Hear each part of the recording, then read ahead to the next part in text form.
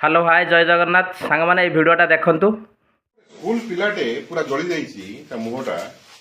Hostel school आम hostel आसी पहुंचलु एवं इमिडिएट मुझे आप धरिक आस मैंने क्यों 5 दिन है जलिकी मुहटा हॉस्टल हॉस्टल जबरदस्ती रखाई ना ना करना पढ़ी अच्छी मुझे हॉस्टल अच्छी मुझे धरिक डायरेक्ट आप आडमिट कराइबे मुह पूरा जली जाइए मैंने कौ टाइप देखु एत बड़ आडमिनिस्ट्रेशन रही स्कूल कहूनी मुझे पिला धरिक आप कलेक्टर माने असंभव धरण माने पिला सहित व्यवहार ट्राइबल पे मुह पूरा पोड़ी जाइए तार मु धरिक आस माने भिडियो देखला पर गोटे जिनस फिल हो इंसानियत मनीष पाखे आउ नाई माने गोटे छोट पिला को केते कष्ट दउचन देखंते माने सब तापर पड़ी जली जाइए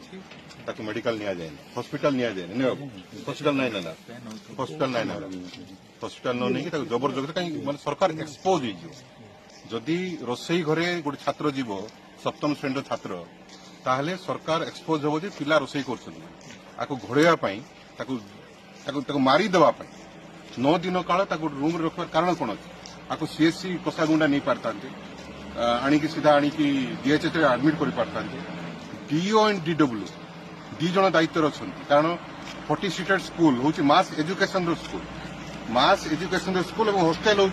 ट्राइबल डिपार्टमेंट और दीटा जाकर मंत्री आम जिला दीटा जाकर मंत्री आम जिला आमर आदिवासी छुआर अवस्था है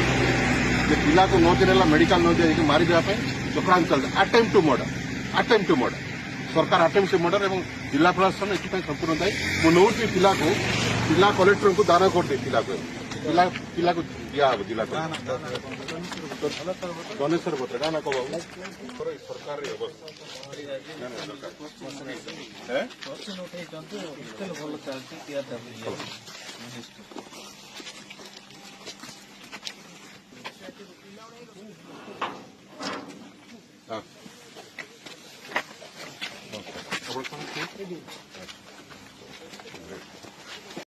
जो मनीष एमती करिछि ता निजर भी पिला थिबे ता निज पिला कौन से एति कष्ट दे पारि थांदा कि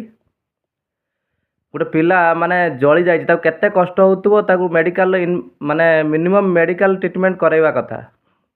सेटा न करे कि ता घर भीतर जबरदस्ती बंद करी रखिछंती माने एटा मीडिया हाईलाइट करबोनी काहेकि ना एथरे टीआरपी मिलिबन ना तांको आ निश्चय मारणा आउ साहू भाउज झगड़ा नागिले सेया को मीडिया रे देखियो बारंबार दउछि एभळिया न्यूज दबनी एते फालतू एमाने आजिका डेट्र मीडिया वाला भी हो गले ना माने ए सब जिनस को से कवरेज करबनी माने फास्ट अफ मो कहवा कथा कि ओडिशा गवर्नमेंट सरकार ये जो दायित्व जो माने अच्छंती स्कूल दायित्व से अरेस्ट करा जाऊ तापर नेक्स्ट स्टेप माने देखा जीवो जा हबो सस्पेंड करके अरेस्ट करा जाऊ।